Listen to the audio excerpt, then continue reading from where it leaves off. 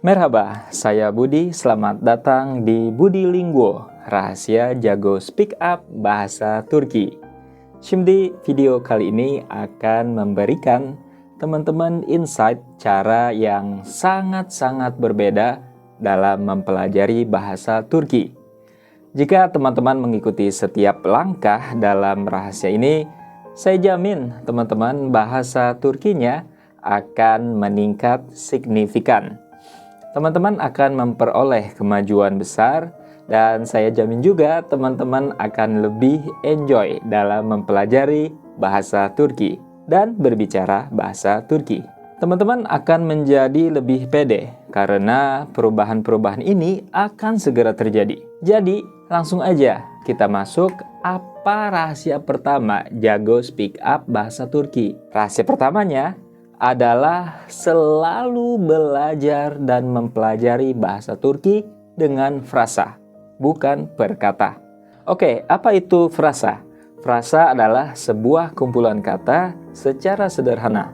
Tidak perlu harus sebuah kalimat lengkap, nggak apa-apa. Yang penting sekelompok kata. Lebih dari satu kata itu namanya frasa. Nah, ini rahasia pertama yang sangat-sangat simple, tapi efeknya sangat powerful. Dan faktanya, rahasia pertama ini adalah kunci untuk mahir bahasa Turki. Dan cara ini lebih baik daripada belajar grammar di textbooks. Biasanya di kelas-kelas bahasa Turki pada umumnya, belajar bahasa Turki itu menggunakan buku. Teman-teman akan mempelajari banyak kosakata yang terdapat pada setiap chapter, ya kan? Teman-teman akan melihat kosakata beserta artinya di akhir chapter.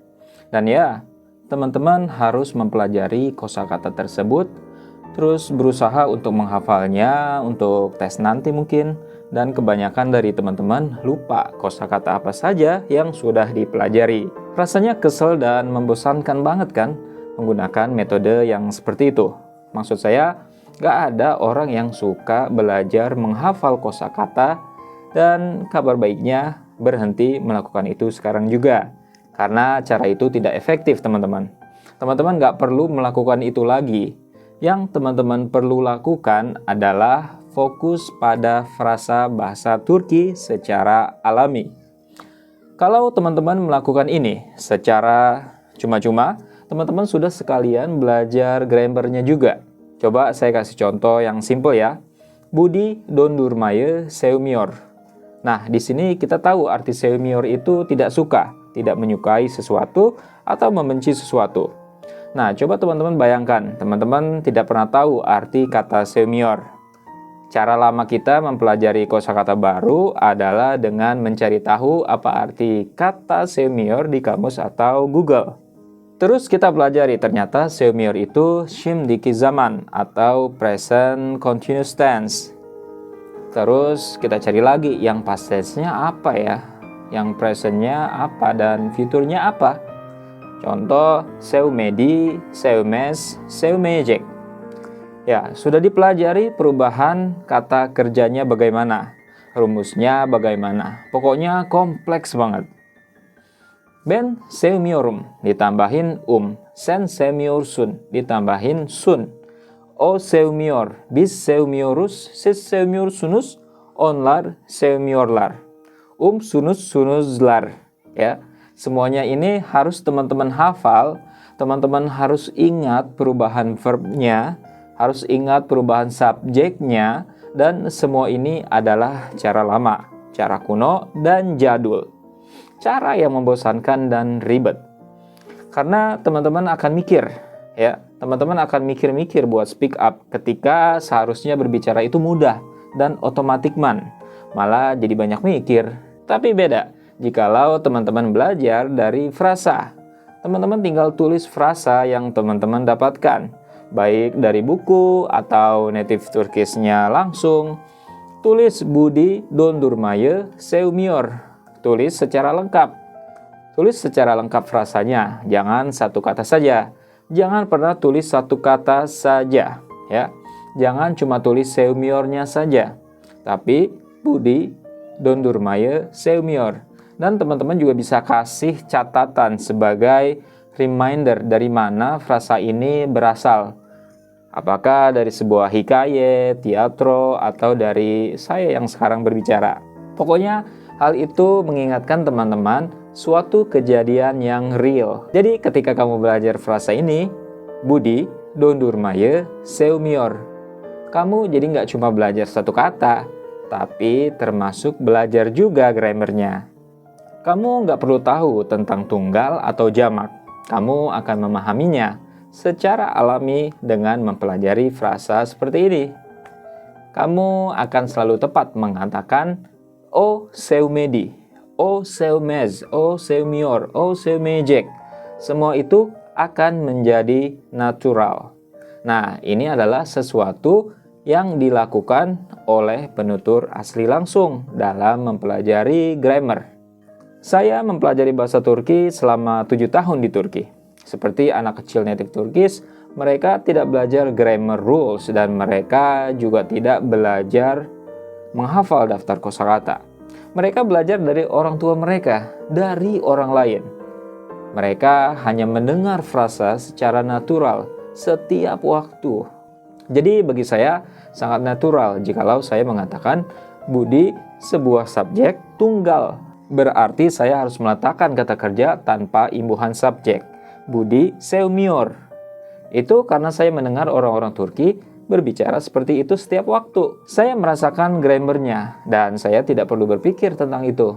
Saya merasakannya karena saya mempelajari dengan frasa, bukan satu kata. Bukan grammar rules, bukan dari textbook. Ini simple tapi sangat powerful dan mantul. Jika teman-teman menggunakannya dengan benar, teman-teman harus melakukannya setiap waktu. Jangan pernah belajar satu kata bahasa Turki. Tapi selalu her zaman ketika mempelajari sebuah kata yang baru, tulislah dengan frasa lengkap. Bahkan kalimat lengkap. Sekali lagi, ini sangat powerful dan sangat-sangat simple. Sekarang, ada satu cara untuk melakukannya. Ambil satu notebook kecil untuk teman-teman bawa kemana-mana. Bisa teman-teman masukkan ke kantong jaket atau tas teman-teman. Dan kapan saja teman-teman menemukan kata baru, sebuah kosakata baru dalam bahasa Turki, mungkin teman-teman membaca sesuatu atau mendengarkan sesuatu, nggak masalah. Langsung tulis aja di notebook frasa teman-teman. Tulis frasa secara lengkap. Budi, Dondurmaye, Seumior. Atau Budi, ye seumior. Terserah teman-teman, yang penting selalu tulis minimal 3 atau 4 kata bersamaan. Terus konsisten lakukan seperti itu. Nanti ketika teman-teman mau review pas belajar, selalu review dengan frasa yang lengkap. Jangan pernah belajar hanya per kata, selalu belajar dengan frasa yang lengkap. Dengan membiasakan ini, teman-teman akan belajar rahasia pertama, bagaimana menggunakan kosakata secara natural dan benar. Teman-teman mungkin terkadang menggunakan kata-kata tertentu pada situasi tertentu. Mungkin ada juga kata yang berbeda, tapi memiliki arti yang sama, dan kita tidak pernah menggunakan pada situasi itu. Bagaimana kita tahu bahwa tidak ada peraturan semacam itu? Satu-satunya cara adalah dengan mempelajarinya melalui frasa. Mempelajari frasa yang diperoleh dari penutur asli, bukan dengan grammar book. Dengan ini teman-teman mempelajari grammar secara gratis. Teman-teman akan mendapatkan banyak grammar di dalam frasa tersebut. Teman-teman tidak perlu berpikir, itu akan terbentuk dengan sendirinya. Jika frasa itu adalah frasa yang benar, nyata, dan alami, imbuhan-imbuhan akan terbentuk dengan sendirinya. Imbuhan preposisi akan menjadi tepat. Tidak perlu harus berpikir apakah harus menggunakan da atau de, a, e, ya, ye, dan lain-lain. Jadi pelajarilah frasanya saja, dan teman-teman akan mendapatkan lebih dan lebih.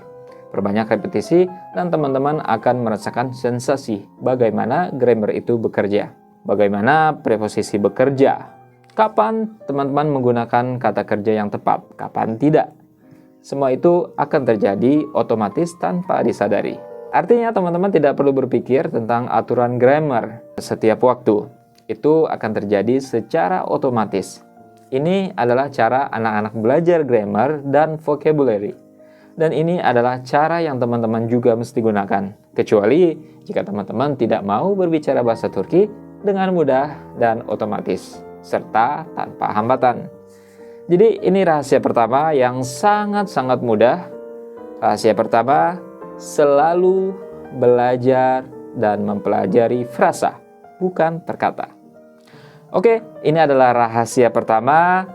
Masih ada 6 lagi rahasia jago speak up bahasa Turki, yang mana jika teman-teman menggunakan secara bersamaan, maka teman-teman akan memiliki cara lengkap menguasai bahasa Turki dengan hasil fantastis.